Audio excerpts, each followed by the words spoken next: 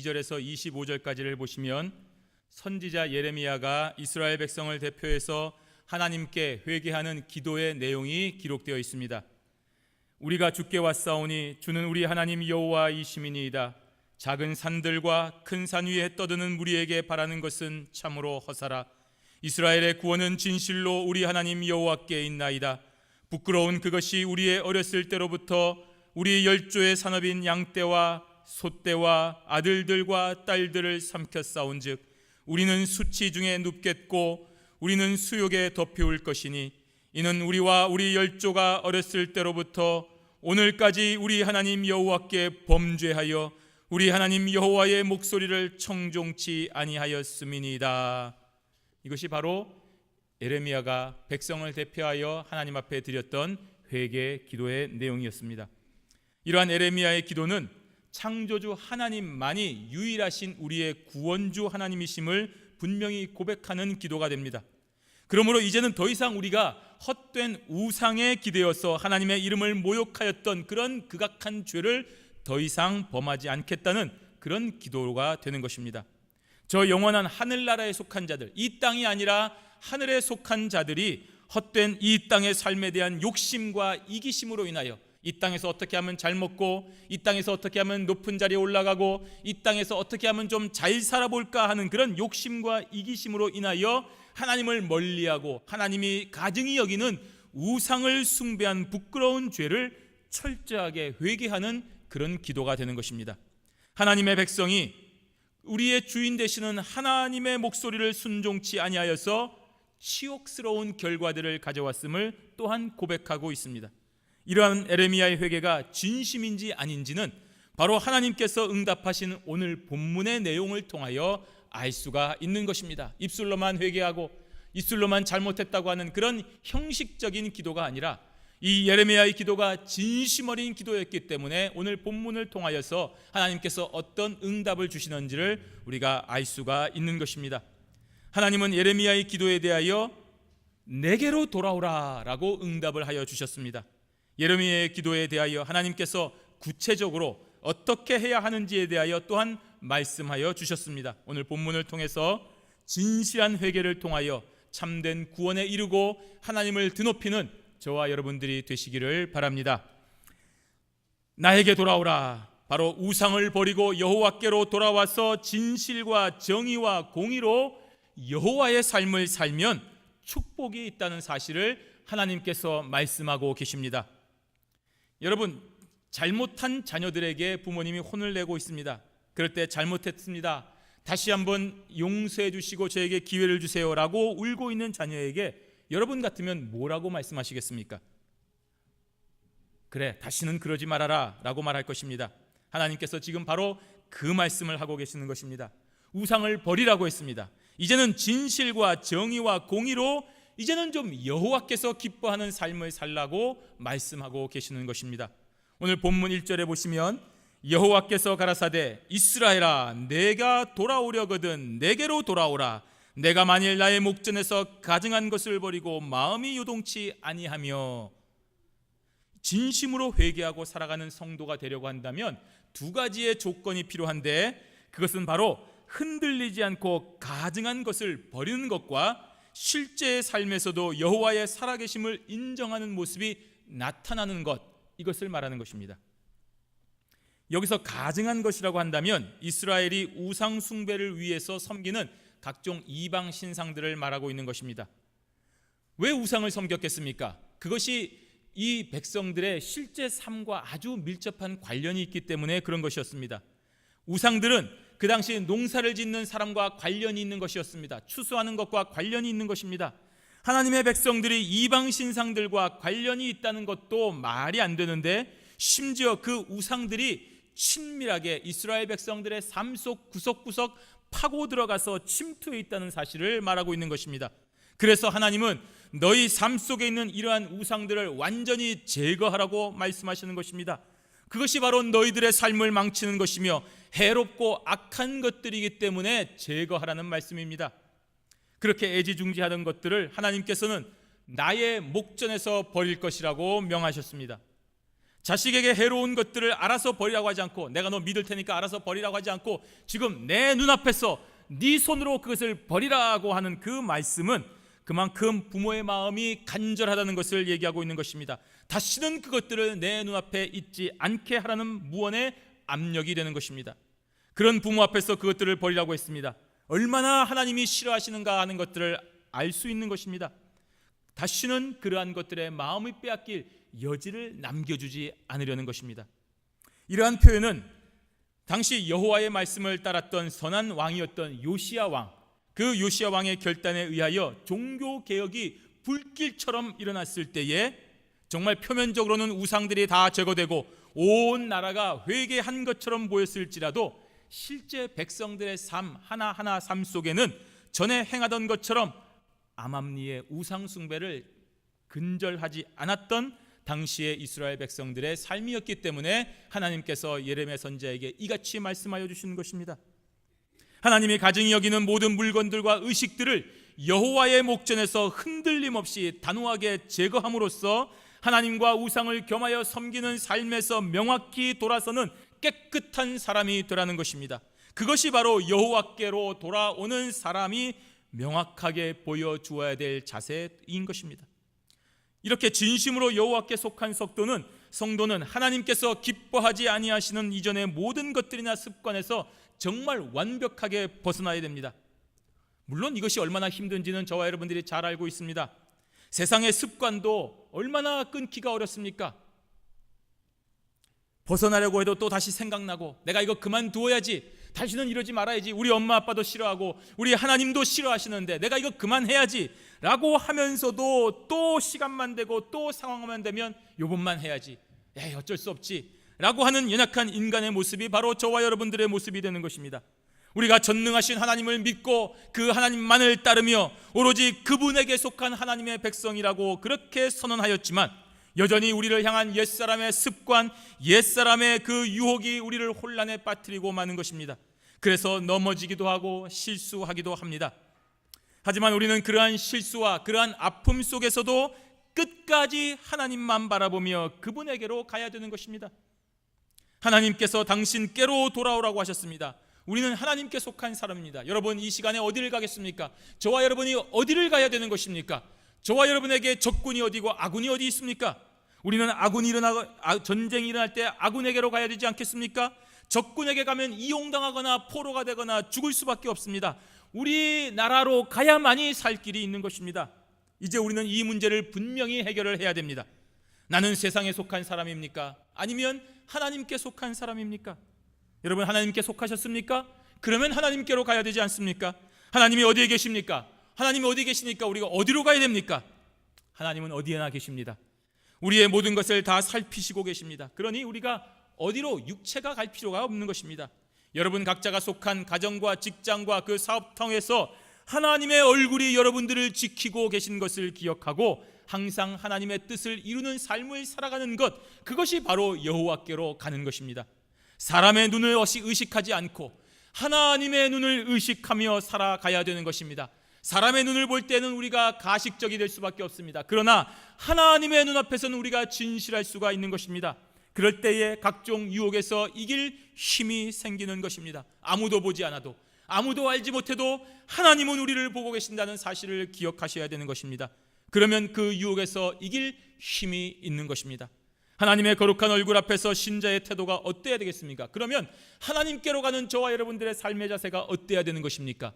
바로 진실하고 정의롭고 공의로워야 되는 것입니다. 오늘 본문 2절에 보시면 진실과 공평과 정의로 여호와의 삶을 가리켜 맹세하면 열방이 나로 인하여 스스로 복을 빌며 나로 인하여 자랑하리라 하고 했습니다. 이 진실과 정의와 공의로라는 이 말은 구약 성경에서는 아주 여러 차례 맹세와 관련된 사용 표현인 것입니다. 맹세할 때에 진실로, 정의와 공의로라는 표현을 가지고 맹세하는 것입니다. 이 진실은 말 그대로 충성스럽고 견고하며 정직한 사람을 말하는 것입니다. 또 정의는 율법 조항이나 그에 따른 판결을 그대로 말하는 것입니다.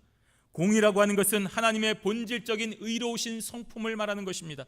즉 하나님이 요구하시는 맹세는 단순히 우리의 입술로 예 그렇게 하겠습니다, 내가 다시는 그러지 않겠습니다라고 하는 그 입술의 맹세로 끝나지 아니하고 하나님의 뜻에 부합된 그런 삶의 태도의 변화를 요구하고 있는 것입니다.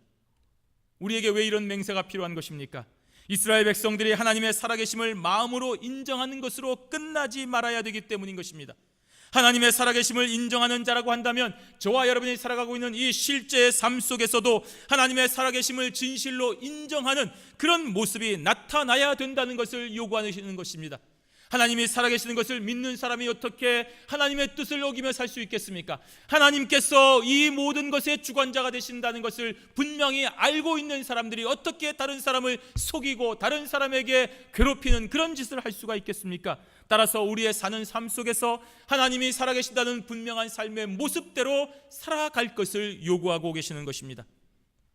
그래서 성도는 이렇게 저와 여러분이 살아가는 가정에서, 직장에서, 학교에서, 기업에서, 실제 삶의 영역에서 하나님의 살아계심을 인정하고 실천하는 그런 삶을 살아야 되는 것입니다. 믿는 사람들의 모임에는 웃습니다. 즐겁습니다. 야, 저 사람 보니까 정말 믿음 있는 사람 같다. 교회를 위해서 충성하고 교회에서 저렇게 설교하고 교회에서 저렇게 하는 모습을 보니까 정말 믿음 있는 사람 같고 정말 멋있는 사람 같다. 이렇게 인정받아서는 안 됩니다. 믿지 않는 사람들의 모임에서도 똑같이 그러한 모습을 보여야 되는 것입니다. 저 사람은 교회 안에서나 교회 밖에서나, 교회에서 교인으로 만날 때나 밖에서 사회인으로 만날 때나 늘 똑같은 모습으로 살아가고 있구나 하는 것을 보여주어야 되는 것입니다. 그럴 때 바로 우리 안에 있는 예수 그리스도의 향기가 우리의 삶의 모습을 통하여 많은 사람들에게 전파되기 때문인 것입니다. 교회에서 실력이 있고 적극적이고 멋진 사람들이라고 한다면 교회 밖에서도 똑같이 실력 있고 멋지고 적극적인 사람들이 되어야 되는 것입니다. 하나님을 믿고 교회를 다닌다는 이유로 많은 사람들이 여러분에게 희생을 강요한다면 여러분 즐거운 마음으로 희생해야 됩니다. 좀 손해를 보셔야 됩니다. 그것이 저와 여러분들이 해야 되는 이유입니다. 아무 대가 없이 그래야 됩니까? 예, 그래야 됩니다. 아무 대가 없이 헌신하고 희생하십시오. 왜 그렇게 해야 됩니까? 우리 하나님이 살아계시기 때문입니다. 그렇게 살아가는 여러분들의 모습으로 하나님은 많은 세상 사람들에게 빛으로 증거되시기 때문입니다.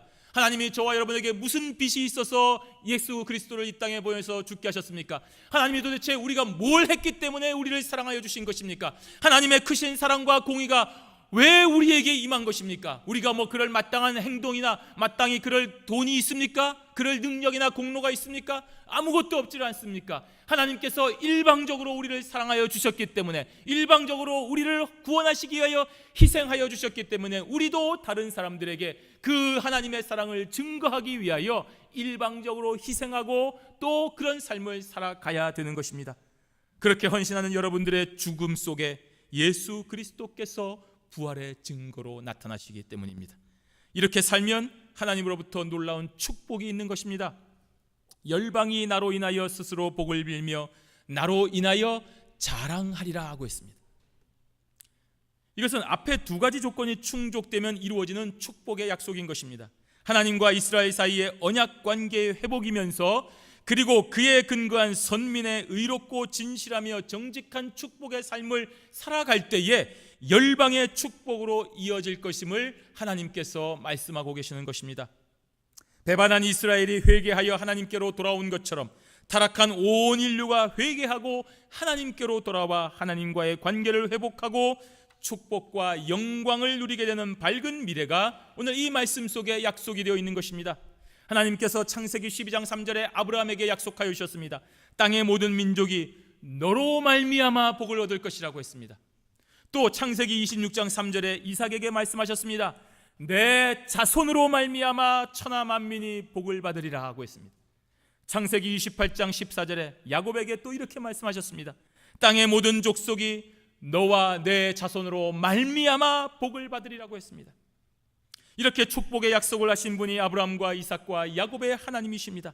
그 하나님이 이제 저와 여러분의 하나님이 되시지 않습니까? 나의 하나님이십니다. 그러니 어찌 우리가 복을 받지 않겠습니까? 우리와 우리 자손들이 복을 받는 것입니다. 하나님의 약속이기 때문인 것입니다. 그래서 우리뿐 아니라 우리와 동시대를 살아가는 수많은 이웃들과 나라들과 백성들이 우리 때문에 복을 받는 것입니다. 저들은 자기들이 과학의 문명으로 자기들이 열심히 일해서 복을 받고 잘 사는 것처럼 착각하고 있습니다. 하나님 없이도 살 수 있다고 생각합니다. 하나님 없이도 잘 살아가야 된다고 생각합니다. 저들의 과학기술로 우주를 개척하고 우주를 정복해서 이 지구와 같은 또 다른 행성을 찾아서 열심히 이 인류를 번성케 할 것이라고 자신만만하게 생각을 하고 있습니다. 그러나 우리는 알고 있습니다. 저들의 삶이, 저들의 인생이 우리로 말미암아 복을 받고 있다는 사실입니다. 우리 때문에 이 지구가 붙잡혀 있는 것입니다. 우리 때문에 온 천지가 하나님 앞에 붙들려 있다는 사실을 우리는 알고 있지 않습니까? 이미 저들은 우리로 인하여 복을 받고 있는 자들인 것입니다. 그래서 우리는 잘 살아야 됩니다. 우리 때문에 복 받다고 해서 다른 사람들에게 그것을 시기하고 질투하거나 그런 나쁜 행동을 해서는 안 된다는 말입니다. 우리 아버지가 대통령이면 대통령답게, 대통령의 아들답게 처신하고 멋지게 살아야 존경을 받고 함께 기쁨을 누리는 것입니다. 야, 저 사람이 대통령의 아들이구나, 저 사람이 대통령의 친척이구나, 정말 멋있다, 겸손하다, 정말 검소하고 정말 그렇게 우리를 위하여 살아가고 있구나 하는 평가를 받을 때에 얼마나 좋은 평가를 받겠습니까? 오늘 저와 여러분들이 바로 이렇게 살아야 됩니다. 우리가 하나님의 아들입니까? 우리가 저 하나님의 아들 때문에 복을 받는구나, 저 하나님의 아들이 저렇게 놀라운 권력을 가지고도 멋지고 검소하게 하나님의 뜻대로 살아가고 있구나 하는 모습들을 우리가 보여주어야 된다는 사실입니다. 단호하게 여호와가 미워하는 가증한 것을 버리시기를 바랍니다. 그리고 실제로 여러분의 삶에서 여호와의 살아계심을 여러분의 삶으로 증거하시기를 바랍니다. 얼마나 어렵습니까? 힘듭니다. 대통령의 아들답게 권력을 가지고서 이렇게 저렇게 하면 편하게 돈도 가져오고 재벌들이 돈도 가져오고 여러 가지로 편하게 살 수가 있습니다. 정말 떵떵거리며 살 수가 있습니다. 그럼에도 불구하고 그렇게 살지 말고 울며 씨를 뿌리며 정말로 겸손한 모습으로 살아가라는 말입니다. 언젠가 반드시 기쁨으로 단을 거두는 날이 오기 때문인 것입니다. 그날에 우리는 모든 백성들과 함께 하나님께 영광을 돌리게 될 것입니다. 하나님 앞에 감사와 영광으로 축복의 놀라운 은혜를 받게 되는 것입니다. 하나님께서 우리로 말미암아 열방이 복을 받겠다고 약속하셨습니다. 이제는 우리 함께 여호와로 인한 복을 증거하는 그런 기쁨의 성도들이 되시기를 바랍니다. 두 번째로는 마음의 할례를 행하여 여호와께 돌아와서 묵은 땅을 기영하여 개혁의 걸음을 걸어가야 되는 것입니다. 이어지는 3절 말씀에 나 여호와가 유다와 예루살렘 사람에게 이같이 이르노라, 너희 묵은 땅을 갈고 가시덤불 속에 파종하지 말라. 아멘. 여기서 또 선결 조건이 나옵니다. 묵은 땅을 갈고 가시덤불에 파종하지 말라, 그리고 마음의 할례를 행하라 하고 했습니다. 여기서 이 묵은 땅은 옛 마음과 옛 삶을 말하는 것입니다. 씨를 뿌릴 수 없는 그런 척박한 땅을 말하는 것입니다. 따라서 묵은 땅을 기경하라는 그 말은 그 땅에서 씨를 뿌리고 열매를 얻을 수 있도록 완전히 그 땅을 갈아엎으라는 말입니다. 농사 지으신 분들은 이 말이 무슨 말인지 잘 아실 것입니다. 그래서 새로운 마음과 새로운 삶의 방식을 예비하라는 그런 명령이 되는 것입니다. 이렇게 밭을 가는 것은 굳은 땅을 부드럽게 만드는 것입니다. 저와 여러분의 죄악으로 굳은 마음을 하나님의 말씀이 잘 자라날 수 있도록 부드럽게 만들라는 말입니다. 하나님의 말씀을 열린 마음으로 읽으라는 말입니다. 예배를 드릴 때에 우리에게 만나주시는 하나님의 은혜를 사모하는 마음으로 이 예배를 드리라는 말입니다. 그러면 하나님의 말씀이 우리 안에 역사하시는 것입니다. 우리가 그렇게 부드러운 마음으로 기대하는 마음으로 나올 때에 하나님의 말씀이 우리 마음밭에 잘 뿌려져서 많은 열매를 맺게 된다는 것입니다. 하나님의 은혜가 우리를 온전히 주장하기 때문인 것입니다. 바로 지금 이 시간 굳어진 우리의 마음을 하나님의 말씀 앞에 갈아엎어야 됩니다. 완전히 뒤엎어야 됩니다. 부드럽게 만드셔야 됩니다. 또한 가시덤불은 무엇을 말하는 것입니까? 죄악된 행위를 말하는 것입니다. 하나님을 부정하고 무시하는 우상 숭배와 이교 의식에 빠진 타락한 삶을 말하는 것입니다. 하나님을 내 인생의 목적으로 따르지 않고 내 삶의 수단으로 이용하는 것이 바로 가시덤불인 것입니다. 나와 내 가족의 평안을 위해서 내가 뭐든지 할 수 있다. 예, 좋은 일입니다. 여러분의 가족을 잘 살려 먹이기 위해서 여러분은 무엇이든지 해야 됩니다. 땀 흘려 노동도 해야 되고 무엇이든지 할 수 있어야 됩니다. 그러나 나와 내 가족의 평안과 행복을 위해서 하나님을 이용하려고 해서는 안 되는 것입니다. 적당한 신앙생활로 하나님을 속이면서도 하나님 제가 이렇게 신앙생활하니 하나님께서 우리 가족을 책임져 주시고 복 주시오라고 그렇게 하나님 앞에 거래하려고 해서는 안 되는 것입니다. 내 욕심이 채워지지 않으면 하나님을 향하여 불만 가지고 하나님 제가 이렇게 열심히 봉사하고 이렇게 열심히 희생했는데 아직까지 우리의 가족이 이렇게 힘들게 합니까? 정말 하나님 이러실 것입니까? 하나님 앞에 불만을 가지고 하나님을 욕하는 것도 서슴지 않습니다. 이것이 바로 가시덤불인 것입니다. 이러한 죄악을 완전히 제거해야 우리로부터 열매가 나오는 것입니다. 그래야 하나님이 기뻐하시는 열매를 많이 맺을 수가 있는 것입니다. 따라서 여러분, 이 묵은 땅과 가시덤불은 같은 개념으로 보아야 됩니다. 그러한 땅에 씨앗을 뿌린 사람이 어디 있겠습니까? 딱딱한 땅, 가시덤불이 잔뜩 있는 땅, 거기에 바로 씨를 뿌린 사람은 아무도 없습니다.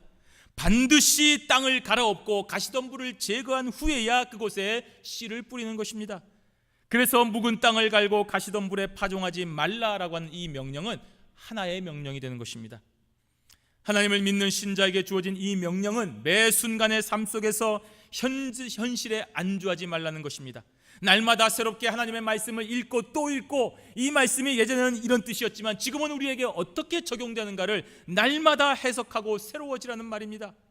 택함받은 선민이기 때문에, 내가 목사이기 때문에, 장로이기 때문에, 권사이기 때문에, 집사이기 때문에, 또 여러 대에 걸쳐서 복음을 받은 그러한 여러 대의 믿음의 사람이기 때문에 나는 선민이다, 확실하다라고 하는 그런 우월의식이나 매일매일 아무런 의미 없이 형식적인 종교의식으로 그렇게 살아간다고 한다면 결국에는 우리의 마음은 어느 순간 딱딱해지고 어느 순간 가시덤불로 가득한 그런 땅이 되는 것입니다. 그렇다면 어느새 하나님이 인정하지 아니하시는 우상 숭배의 악습이, 또 세상의 어리석은 관습이 저와 여러분들을 사로잡아서 더 이상 하나님의 말씀이 들어가지 않는 딱딱한 그런 심령으로 굳어지는 것입니다. 이러한 현상은 오래된 신자에게 잘 나타납니다. 찬송을 불러도 입술을 살짝 열어서 소리를 내는 것 이상의 의미를 발견할 수가 없는 것입니다.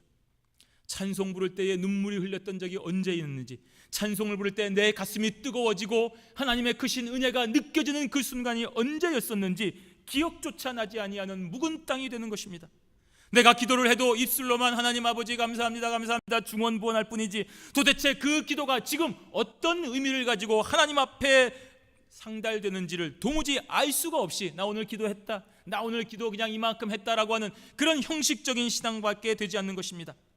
말씀을 보기는 보아도 다 알고 있는 말씀이고, 그래 그런 말씀이고, 설교를 들어도 다 나하고 상관없는 다른 사람이 들어야 되는 그런 먼 나라의 이야기고, 다른 사람의 이야기일 뿐 현재의 나와는 전혀 연관지을 수 없는 그런 상태, 바로 묵은 땅이 되는 것입니다. 가시덤불로 가득 찬 땅이 되는 것입니다. 교회에서 직분을 가지고 봉사했지만 그 봉사를 지겨워하고 언제 끝날까, 내가 과연 이것을 해야 되나, 왜 나만 해야 되나, 그런 것으로 인하여서 감격이 없는 상태를 말하는 것입니다. 지금도 그렇습니까? 여러분, 갈아엎어야 됩니다. 기경해야 됩니다. 가시덤불 제거해야 됩니다. 내가 왜 이렇게 살까?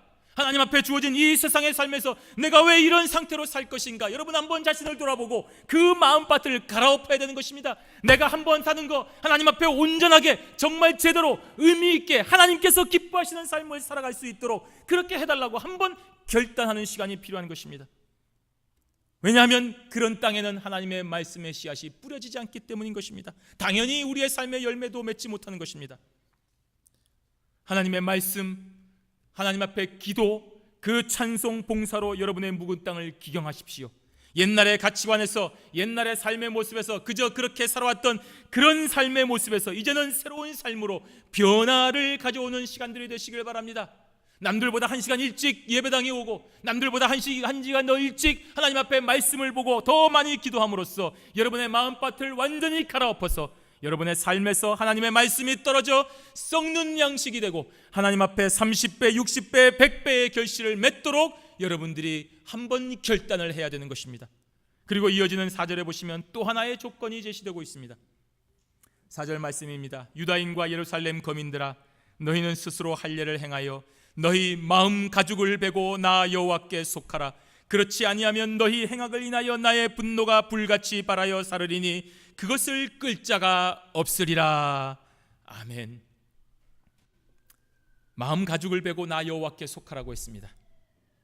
명백히 마음의 할례를 말하는 것입니다. 여러분, 할례가 무엇입니까? 모든 남자 아이에게 태어난 지 8일 만에 그 생식기의 표피를 잘라내는 의식이 바로 할례인 것입니다. 왜 그 앞에를 잘라냅니까? 이것은 바로 생명의 근원을 끊어버리겠다는 그런 상징적인 의식인 것입니다. 바로 이러한 의식을 통하여 내 생명은 여기서 시작되는 것이 아니라 오로지 하나님의 크신 은혜로 말미암아 주어진다는 것을 나타내는 것입니다. 따라서 우리는 이 생명의 근원을 끊어버린다 할지라도 하나님께 속한 사람이요, 하나님께서 이 모든 것을 다 허락하여 주실 것이라는 하나님의 백성이라는 것을 철저하게 나타내는 표식이 바로 할례가 되는 것입니다. 그런데 문제는 그런 할례를 행한 표가 내 몸속에 있느냐? 너 할례 받았어? 난 할례 받았어. 그것이 중요한 것이 아니라 그 할례의 본래 의도처럼 너가 하나님의 백성으로서 살아가는 모든 삶의 영역에 있어서 하나님만을 주권자로 인정하고 너의 뜻과 너의 생각이 아니라 하나님의 뜻과 하나님의 생각대로 살아가고 있느냐 하는 것을 우리가 생각을 해야 되는 것입니다. 할례 받은 사람답게 하나님의 뜻에 복종하며 순종하는 삶을 사느냐가 더 중요한 것입니다. 만약 그렇게 살지 않는다고 한다면 할례 받았다고 하더라도 그 할례는 하나님의 백성을 나타내는 표가 아니라 그냥 육체의 흔적에 불과하다는 것이 오늘 예레미야 선지자의 말인 것입니다. 너가 할례 받았다고 자랑만 했지 할례의 본래 의도와는 전혀 상관없는 그런 사람이 된다는 것입니다. 예레미야 선지자가 왜 이런 예언을 하고 있습니까? 아직 멸망하지 않은 남유다와 예루살렘 백성이 비록 지금 육체의 할례는 받았지만 마음의 할례는 행하지 아니함으로 인해서 하나님과 무관한 삶을 살고 있다는 것입니다. 하나님의 백성으로서 찌든 삶을, 죄악에 찌든 삶을 살아가고 이방인과 똑같은 삶, 아니 이방인보다 더 낙하고 나쁜 삶을 살아가고 있다는 것, 그것을 얘기하고 있는 것입니다. 육체의 할례라는 형식도 중요하지만 마음의 할례라는 내용은 더 중요한 것입니다. 만약에 이 둘 중에 하나를 굳이 선택하라고 한다면 마음의 할례가 없는 육체의 할례보다는 육체의 할례가 없는 마음의 할례를 택하는 것이 더 낫습니다. 왜냐하면 마음의 할례를 받은 사람들은 결국 그 삶 속에서 하나님께 속한 사람으로서 빛된 삶을 살아갈 것이기 때문입니다. 따라서 이러한 3절과 4절 말씀에 보시는 두 가지의 선결 조건, 즉 묵은 땅을 기영하지 않고 파종하거나 마음의 할례를 받지 않은 자들에게는 저주가 임한다고 했습니다. 4절 하반절에 보시면 나의 분노가 불같이 일어나 사르리니 그것을 끌 자가 없으리라 하고 있습니다. 하나님의 백성인데, 교인인데, 신자인데 하나님의 명령을 계속하여 어기고 우상 같은 것들을 숭배하고 불신앙의 삶을 계속하여 살아간다면 당연히 하나님으로부터 진노가 임하지 않겠습니까? 여러분들은 그런 자녀들을 그대로 놓아두시겠습니까? 사람이 홧김에 불을 질러도 많은 피해가 일어나지 않습니까? 철저하게 계획된 방화를 한다면 더 피해가 막심할 것입니다. 하물며 전능하신 하나님의 분노가 불같이 일어난다면 여러분, 그 불길에서 피할 자가 있겠습니까? 피할 곳이 없습니다. 그러한 진노의 불길에는 모든 것이 희생되는 것입니다. 소멸되는 것입니다. 완전 멸절만 있는 것입니다. 그러니 오늘 말씀을 여러분의 삶 속에 항상 명심하고 또 기억하여 주셔서 다가올 하나님의 진노를 반드시 피하는 현명한 성도들이 되시기를 바랍니다. 성도 여러분, 오늘 이 본문의 4절의 말씀, 짧은 말씀이지만 아주 귀한 말씀입니다. 앞에 1, 2절은 이스라엘이라고 하는 나라를 향한 예언이었다면 3, 4절은 유다와 예루살렘에게 하신 말씀이 됩니다. 앞에 1, 2절이 포로로 잡혀간 북이스라엘 백성들을 향하여 그 죄악에서 돌이키면 복을 받을 것이라는 예언의 말씀이 되고, 뒤에 있는 3, 4절은 아직 멸망당하지 않았던 남유다와 예루살렘 백성들에게 너희들 이것을 지키지 않으면 반드시 멸망한다고 경고하시는 말씀임을 우리는 알 수가 있습니다.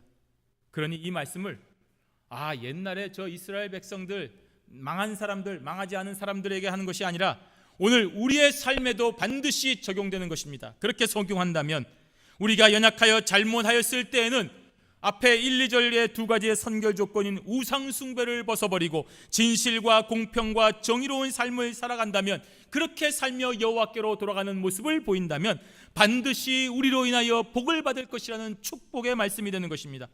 또한 지극히 형식적인 신앙생활만을 하고 있는 지금의 신자들에게는 3, 4절의 두 가지 선결 조건인 묵은 땅을 기경하고 가시덤불을 제거하지 않거나 마음의 할례를 받아 여호와의 계명을 잘 지켜 살지 아니하면 다가올 진노를 피할 수가 없다는 그런 말씀이 되는 것입니다. 오늘 이 말씀을 우리가 가슴 깊이 생각을 해야 됩니다.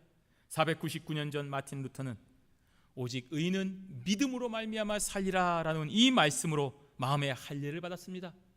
마음의 할례를 받았습니다. 형식적인 신앙생활을 하고 있는 자신을 돌아본 것입니다. 이렇게 무릎을 까지면서까지 그런 계단을 올라가서 구원을 받으려고 하는, 고행을 많이 해야만, 선행을 많이 해야만 구원을 받으려고 하는 그런 묵은 땅을 기경하였습니다. 그 결과 하나님의 놀라운 역사가 전 유럽을 휩쓸어서 참된 개혁을 하는 그런 도화선으로 쓰임을 받게 되었습니다. 하나님의 거룩한 역사에 마틴 루터가 쓰임을 받은 것입니다. 오늘 저와 여러분이 바로 그 유산을 받아 누리고 있는 행복한 성도들이 되는 것입니다. 묵은 땅을 기경하였기 때문인 것입니다. 죄악으로 가득 찬 우상 숭배를 제거했기 때문에 그런 것입니다. 여러분, 그렇다고 해서 우리가 그 유산에 안주하고 있으면 어떻게 되겠습니까? 안 됩니다. 이 세상 사는 동안 저와 여러분의 호흡이 끊어지지 않는 그 순간 동안에 하나님의 백성답게 진실하고 공평하며 공의로운 삶으로 살아가서 하나님 앞에 영광을 돌려야 되는 것입니다. 정의로운 삶을 살아야 됩니다. 여호와가 인정하시는 삶을 살아야 되는 것입니다. 묵은 땅을 기경하고 계속하여 기경하고 날마다 우리에게 덮이는 죄악의 가시덤불을 제거하고 또 제거해야 됩니다. 그리고 마음의 할례를 받아야 됩니다. 이 거룩한 하나님의 말씀 앞에 마음 가죽을 베고 묵은 땅을 기경하여 여호와께 속하라라고 하는 이 놀라운 말씀 앞에 개혁자의 걸음을 힘차게 다짐하고 걸어가시는 저와 여러분들이 되시기를 주님의 이름으로 축원합니다. 아멘. 기도하겠습니다. 자비하신 하나님 아버지, 고맙고